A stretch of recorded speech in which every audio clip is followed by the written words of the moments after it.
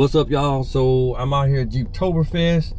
To be honest, I was on the way to get feed for the goats and the chickens, but I figured why not? Since I'm out, I'll run by and see what's popping out here. I've never actually been to Jeeptoberfest before. I mean, y'all know I've been to rock crawling and wheeling events everywhere, but not this one. So I figured while I'm out, why not? Come out here, check out these little trails. I ain't gonna say little trails. I ain't mean to disrespect like that, cause they got supposedly stock to modify it to extreme. So I go out, check them out, see what they got going on. Maybe walk through the vendors area and see what's over there for a little while, and then maybe roll out. Who knows? Maybe next year I want to come back and do it again. I don't know, but we out here to check this thing out and see what's happening. And then I got to roll out because animals got to get fed. So see y'all in a minute.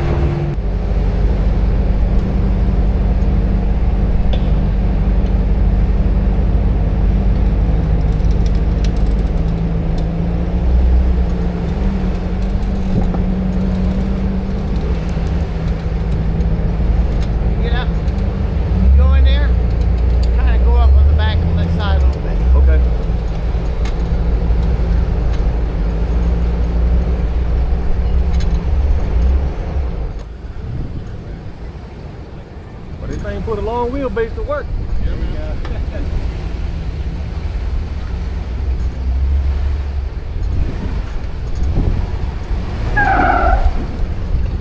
Let's go, let's go, let's go.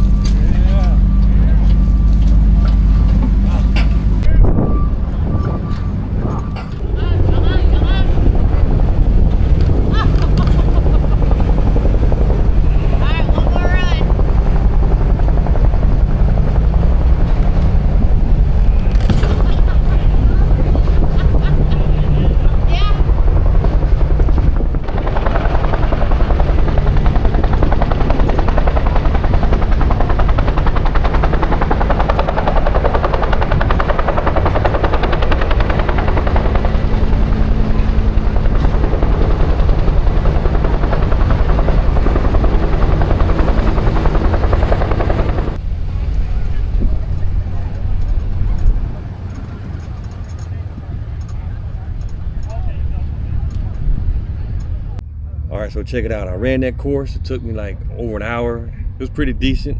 And that was with like no other Jeeps, so it's probably a little bit longer out there now because it's gotten pretty crowded. So it was fun. I might do it again before I leave, but I'm gonna go check out some of these vendors, see what new stuff they might have. Who knows? There might be something new. Usually they're all the same vendors, all these places, but who knows? So I'm gonna go check it out for a minute, and maybe I might bounce and go get this feed for my animals. So see ya.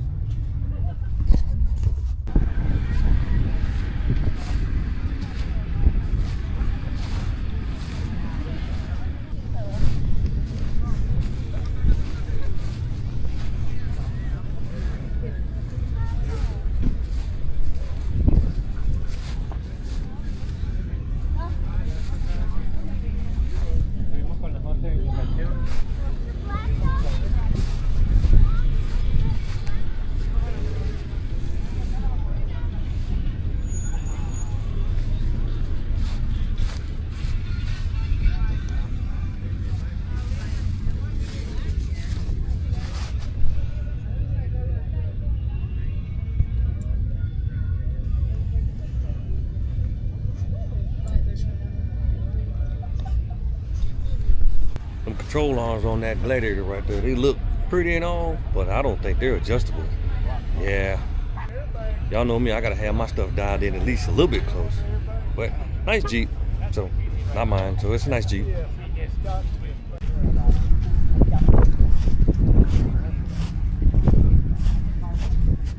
We changed the graphics a little bit. He gonna let me look at the height. I mean, no, not the height, the horizon. Horizon 10. Man, this is completely different. This is nice. Yeah, a little bit redesigned. There's still 2 home screens, kind of like before. Your camera input screen, like you got on the height in here.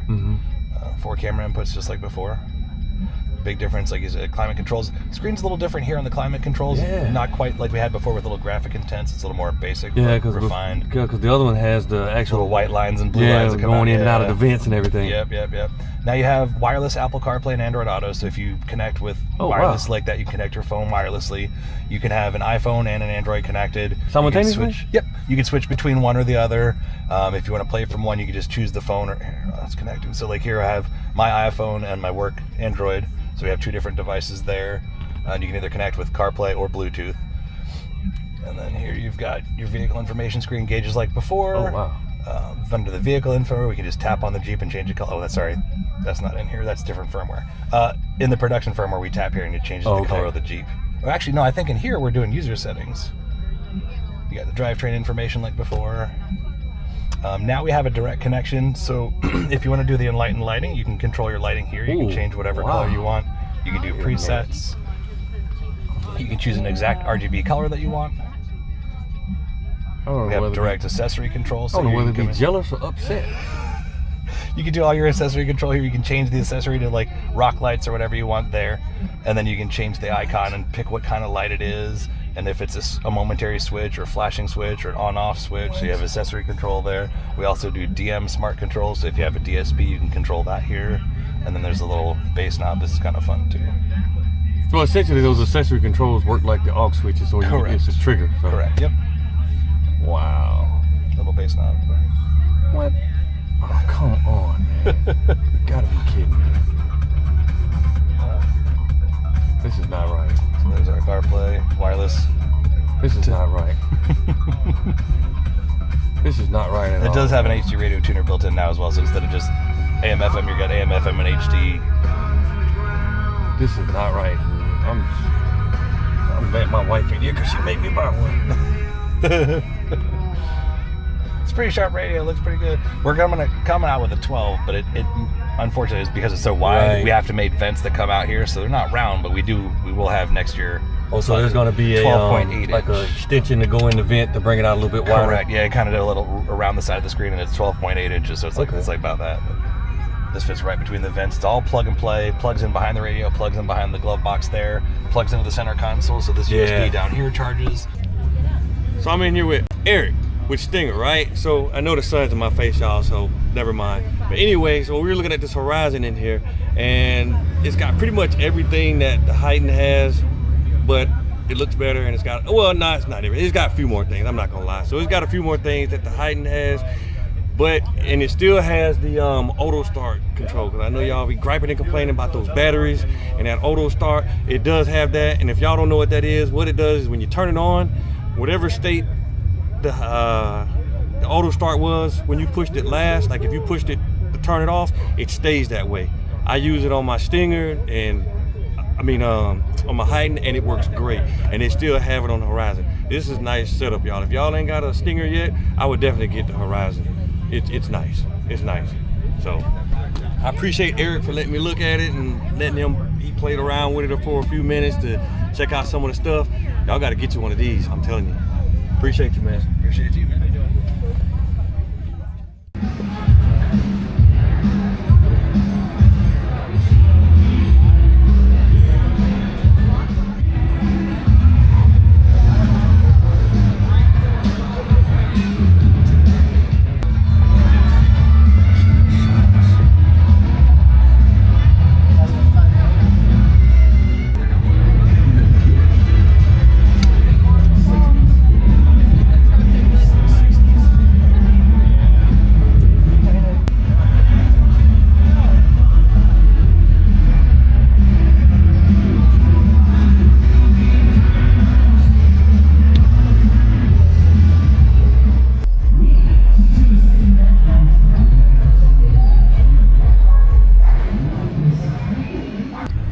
right, y'all. So check it out. I'm out here at Jeeptoberfest with. I'm gonna ask him. He already told me, but I'm gonna ask him again. Let him tell you. What's your name? My name's Max. Max. Now, coincidence. If you see the sign back there, it's Maxximum Industries. So before I even ask him about that thing right there, I'm gonna ask. By any chance, did you name it Maximum because of Max, or just? No, just coincidental. I did. See, that's what I thought. That's what I thought. Not bad, pretty cool, because I don't have a cool name that I can name anything after, so my name is just, yeah, so. It worked out. Is Max short for something else? I'm just curious. No, so it's just Max with 2 X's, so that's why I named it Max. Hold on, your name is really 2 X's? Yep. Oh, come on, dude. How much cooler? This is why those ladies were hitting on it. But anyway, so this thing in the background, I'm not gonna show you. I'll show y'all. We'll get to that. So I'm gonna ask him a couple questions. So tell us a little bit about it, something. We gotta know something. Yeah, so basically what we do is we sell them just like this, all done. Okay. We buy brand new Gladiators, and we use about 4 feet of the factory frame. Everything else we build in-house. We build all the bumpers, the side steps, everything. I mean, the hood, the roof rack, tire carriers, everything. All the suspension, geometry changes. It goes on the coil-over king suspension.